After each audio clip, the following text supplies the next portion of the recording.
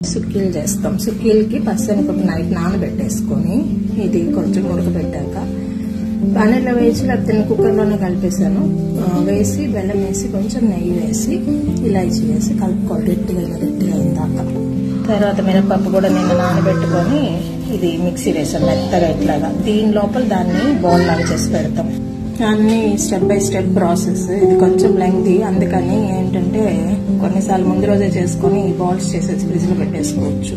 ఒక్కరోజు మినపప్పు మిక్సీ వేసుకొని మెత్తగా ఇట్లా చేసేసుకొని వీటిల్లో అది స్టఫ్ లాగా పెట్టేసి రోల్ చేసి ఆయిల్లో వేయటమే. కొంచెం చేతులకు నెయ్యి పోసుకొని ఇలా బాల్స్ లాగా చేసేసుకున్నాం. ఇన్ కేస్ పిండి లూజ్ గా ఉంది, బెల్లం కరగి వాటరీగా అయింది అనుకుంటే ఫ్రిడ్జ్ లో పెడితే గట్టిగా అయిపోతుంది.